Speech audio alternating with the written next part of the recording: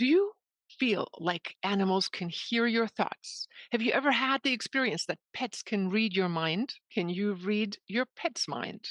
Can you communicate with your animal? Would you like to? See, the power of telepathy is not something left to some very special gifted people. Everybody has it, including your pet. It actually is communicating with you and is desperately trying to get your attention. And if you know how to listen to that invisible language, you can have a better relationship with your pet. Now, let me show you of how I discovered this with dolphins at first, and then how I applied it with my own domestic animals, and share with you three things you can practice today to enhance your ability to read your pet's thoughts and maybe even create a more intimate relationship with your loved ones. See, first of all, you must understand that in science, we've already gotten so far as that when machines are hooked up to our brain nowadays, they can tell what images you are imaging. They can even print out the words to the thoughts you have. Now, I hope the day will be far and gone and long where they will be able to do that without hooking anything up. But currently, our scientific community can already do that much. So, our activity in our brain is somehow creating electric signals that can be translated into images and can be translated into thoughts, even words. Now, would you believe me if I told you that animals have natural ability to read your thoughts? How come that dogs know before the owner comes home and sit and wait? How come that, and I will share with you a story right now that my cat at home warned me of an impending danger where my car would not have started the next day otherwise, and she repeated it 2 times. Let me show you. One evening, I was writing on one of my books. I'm an author. And I suddenly heard this feeling as if my cat was saying, "Come outside, come outside." I look at the clock. It's 10 o'clock at night. I'm going, my cat should be asleep. She was only an outdoor cat because my husband has an allergy to a cat. So she slept in her little box right by the door. I decided, because I'm used to communicating with animals and humans telepathically, I went outside to look what she was trying to tell me. Normally, she would jump at me at the door and be so happy to see me. Not this night. She simply sat looking from a balcony down at where our car was standing. And I'm like going, why is she looking at our car?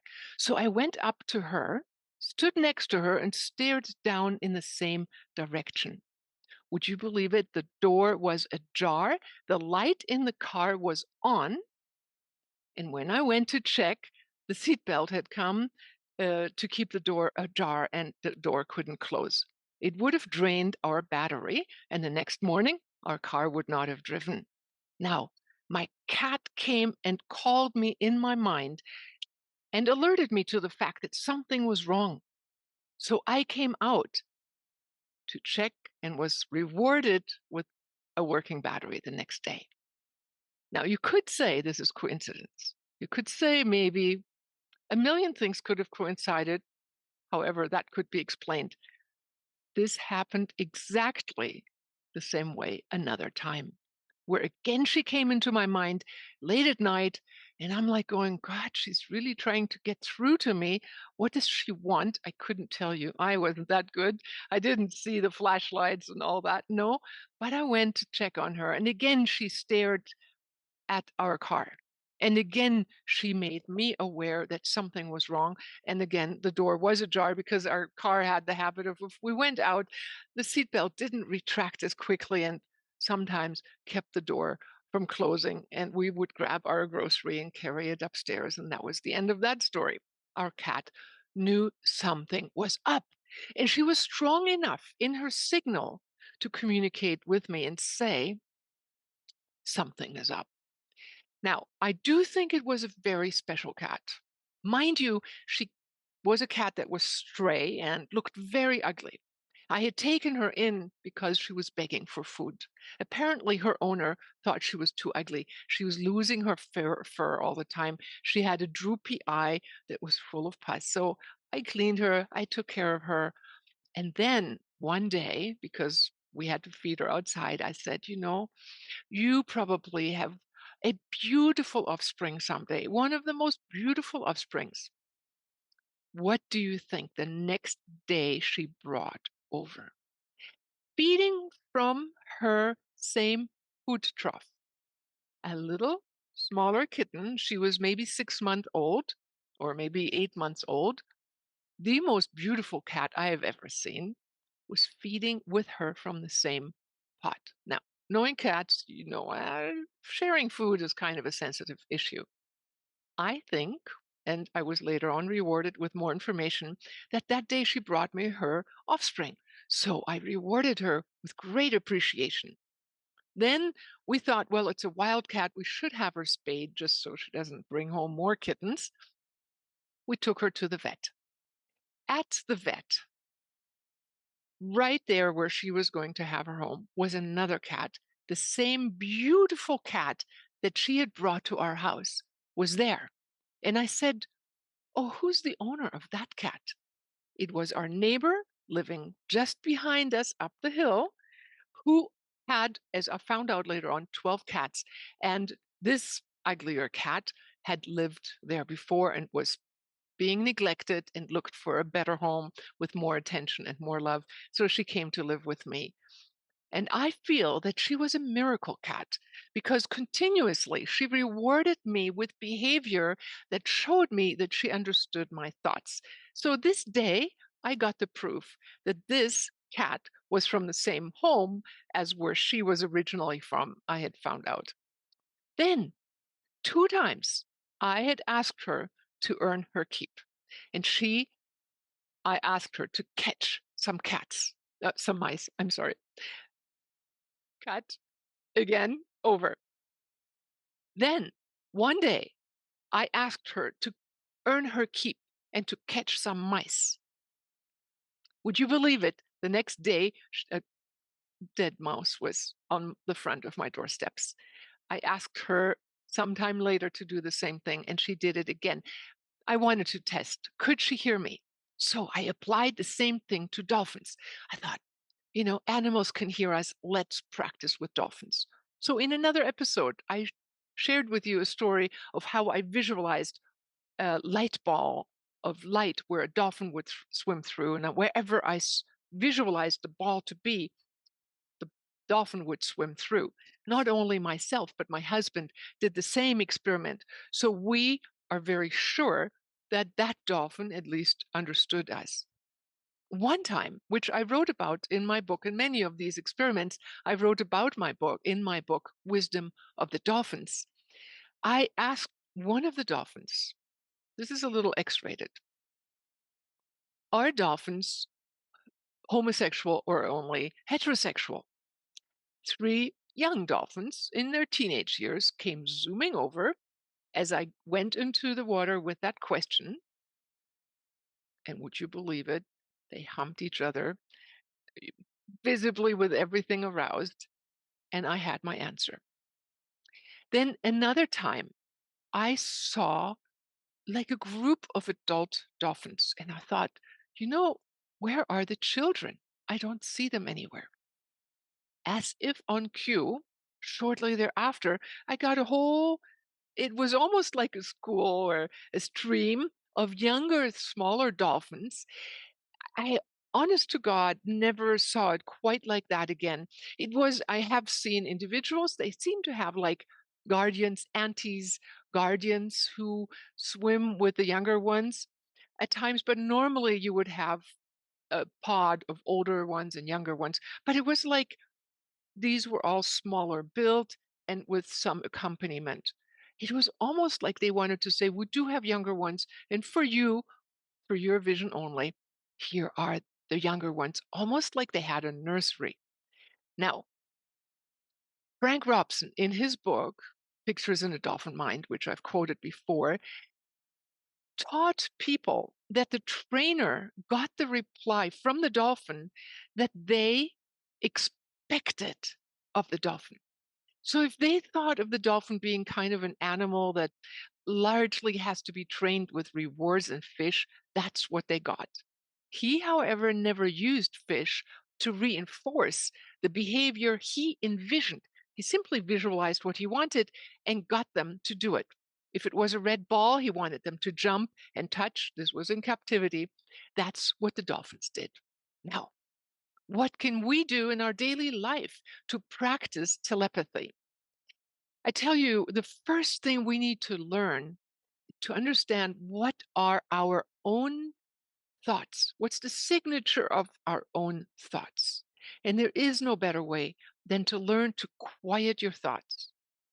And the easiest way I have found is if you take a little break and do an alternate nostril breath, breathing in on the count of seven, let's say, holding the breath on the count of seven, and breathing out on the count of seven, holding your breath on the count of seven, and breathing in, holding the thought, holding the breath, breathing out, holding the breath, breathing in, holding the breath, breathing out. If you can do that, even in moments of agitation or in the middle of traffic, when you're sitting in your car, or when you need to have deeper insights come to you, flashes of intuition, help from your deeper mind, if you just can calm yourself with two breaths, let's say, take just two breaths and step back out of the busyness of our lives. Then we allow signals to come in that we can start scanning. And you will get used to your own nature of thoughts. And then when another comes in, you will go like, well, wait a second, that's not like me. That sounds more like my cat, my husband, my wife, my child, whoever you wish to have more contact with. Because as scientists are now measuring the brainwave states, they have discovered that exact places in the brain are lighting up like an alphabet almost that produce predictable outcomes. Now, before everybody can read our minds, let's get used to the fact that we live in a field of thoughts. And the more focused your thoughts are, the more effective they cut through the thick of everybody's feelings, emotions. And the best way to do that is doing breathing and then breathing into your third eye, breathing energy into your third eye and sensing it becoming brighter.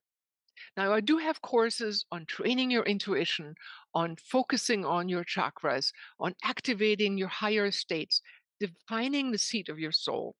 You can learn that in my online schools. The easiest is to get inspired with some of my books. If you go to Google my name, Ilona Selke at Amazon, you will find all the books necessary to get you started or get totally convinced that telepathy is not only possible, but is teachable, learnable, and is real. And by the way, your dog is doing it probably, if you have a dog or any pet, is doing it every day, hoping that you would listen to his signal. And you can visualize the results you want and start communicating in a loving way your expectations and expect that there is somebody home. You see, I want to leave you with a final thought. Our future will bring us likely robots or chatbots that look maybe and sound like a human.